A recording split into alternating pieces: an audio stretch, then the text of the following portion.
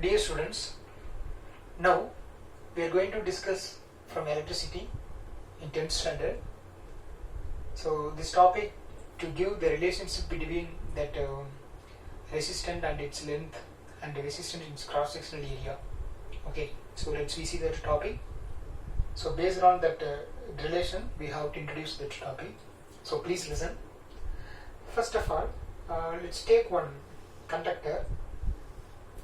This conductor, that length is, I mention as, the length of the conductor is, I can write as L. Okay. Then that cross-sectional area, the cross-sectional area of the conductor, that is I can write as A. Okay. Right. Generally, if you focus that resistance is constant at particular temperature only. So for that only in Ohm's law also, at constant temperature, that applying current, that flowing of current is directly proportional to the potential difference between two ends of the conductor, like that we see. Okay. So what I am telling, so that resistance is constant at particular temperature only. Otherwise it will be vary with respect to that cross-sectional area and with respect to the length of the area, it will be vary. So we can write that resistance is directly proportional to that length of the wire. Okay. Then one more thing, that resistance is inversely proportional to the cross-sectional area. When the cross-sectional area is more, the resistance is less. If the length is more, resistance is more. So now we can take, this is equation number 1, this is equation number 2. Now we can compare this equation number 1 and 2. So I can get R is directly proportional to length and inversely proportional to A. Okay. Now this proportionality, I have to remove this proportionality, can add some constant. That constant is known as, that is rho. That constant is known as, that is rho. So now the rho is nothing but that is resistivity. It is the resistivity of the material. It is represented by the symbol is rho. Okay, the resistivity, another name, specific resistance. Okay. So this very important formula, relationship between the resistance and the resistivity. Now what is the unit for resistivity? Actually this one is the resistivity. So therefore rho is equal to R into A divided by L.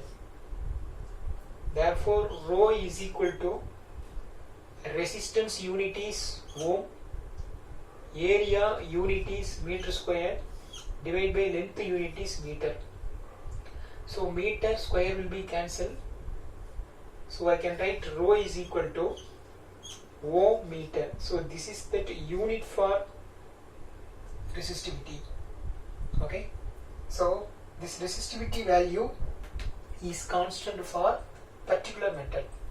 So metal to metal, this specific resistance value or resistivity value will be vary. Okay. Right.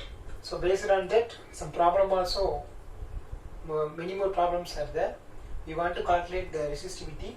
Based on that resistivity value, we can calculate that the name of the material also.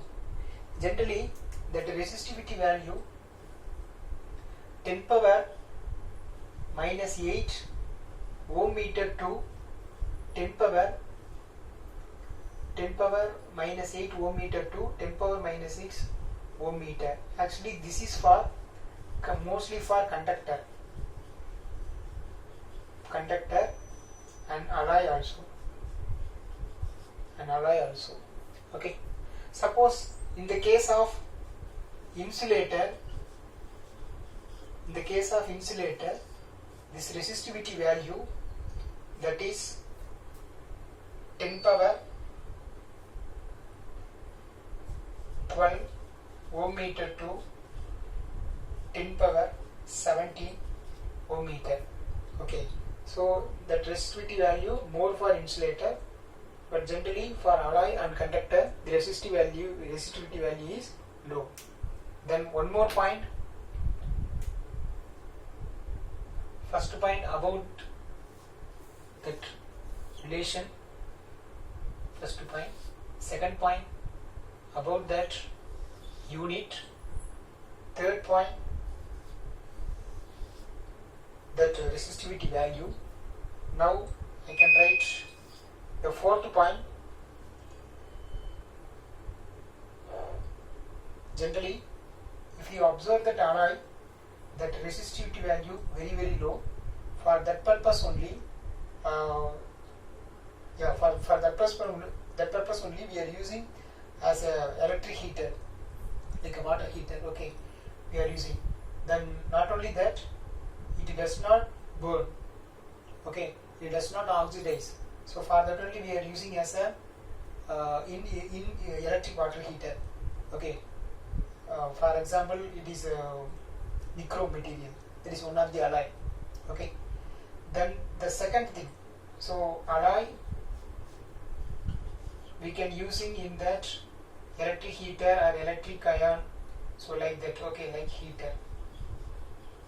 Okay. Then second one, like tungsten. Okay, that tungsten material generally we can using in that filament in that electric bulb, filament. Then generally aluminium and copper we can using in that is electric lines transmission from one place to another place.